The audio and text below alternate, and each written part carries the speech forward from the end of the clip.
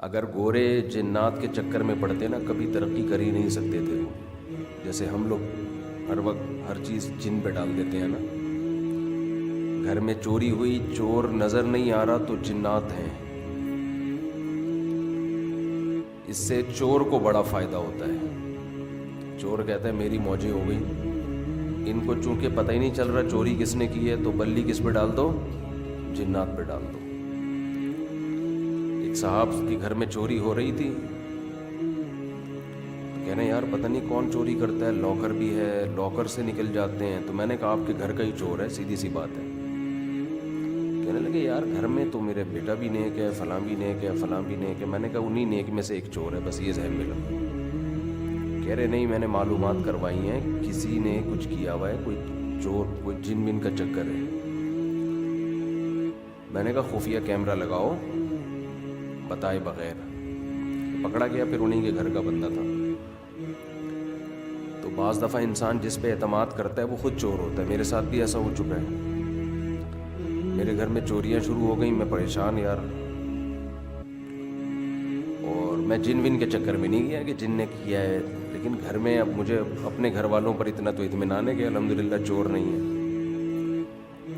لیکن انسان کو وسوسے پیدا ہونا شروع ہو جاتے ہیں کہ یار یہ ہو کیا رہا ہے.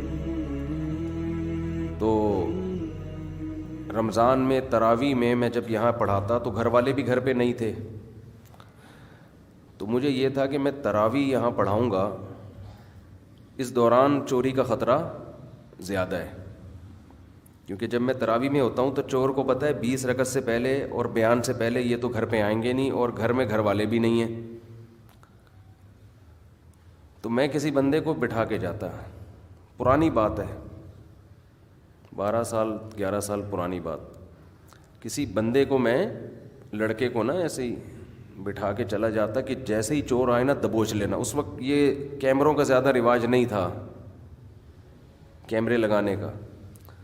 اس بندے کو بٹھا کے جاتا کسی جاننے والے کو کہ بیٹا جیسے ہی چپکے سے تو بیٹھ جا, مجھے پتہ ہے تراویح کے دوران حملہ ہوگا. کوئی بھی نہیں آیا. بعد میں پتہ چلا جس کو بٹھا کے جاتا تھا وہ خود ہی چور تھا. بعد میں پکڑا گیا. وہ کیسے ہوشیاری کہ ڈبل چابیاں بنائی ہوئی تھیں, بائک کی ڈبل چابی. وہ پکڑا ایسے گیا کہ میرا ایک معمول تھا کہ میں بائک لے کے آتا تھا, پھر میں گھر جاتا تھا, میرا سونے کا معمول تھا. ایک دن دیکھا اس کو کہ اس کی ٹانگ پہ چوٹ آئی ہوئی ہے. بتا نہیں رہا کہ کیسے چوٹ لگی تجھے. پتہ چلا بائک کی بھی ایک چابی بنوائی ہوئی تھی اس نے. وہ چھپڑ میں لے کے گیا, کہیں ٹکرا گیا. وہاں سے سارے راز کے, تو نے بائک چابی میرے پاس ہے, تو چلا کے لے کے کیسے چلا گیا. چور بہرحال بالآخر پکڑا جاتا ہے. یہ میں آپ کو طریقے بتا رہا ہوں, چوری کے بھی, چور کو پکڑنے کے بھی. اگر کوئی چور کو پکڑنا چاہتا ہے تو اس کا بھی میں یعنی یہ تجربہ آپ کو بتا رہا ہوں, اور اگر کوئی چور بننا چاہتا ہے تو اس کے لیے بھی بہترین طریقہ میں نے آپ کو بتا دیا.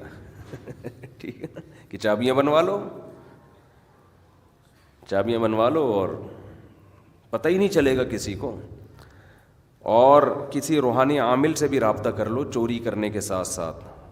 اس روحانی عامل کو بتا دو, محلے کے کوئی ٹوپی ڈرامے کو, کہ جب آپ کے پاس آئیں تو آپ بتا دینا کہ جی جنات ہیں تمہارے گھر میں. بلکہ روحانی عامل کو خریدنے کی ضرورت ہی نہیں ہے, وہ ویسے ہی یہی بتائے گا کہ تمہارے گھر میں جنات. یہ بیان شروع ہو گیا ہے, بس اسی طرح ہی ہوتا ہے بیان.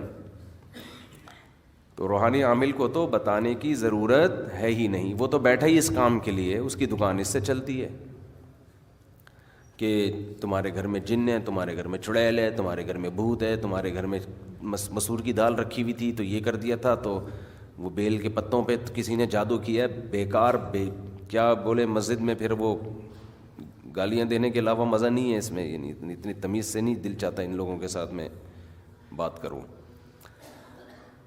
تو خیر, تو مسلمان کے نا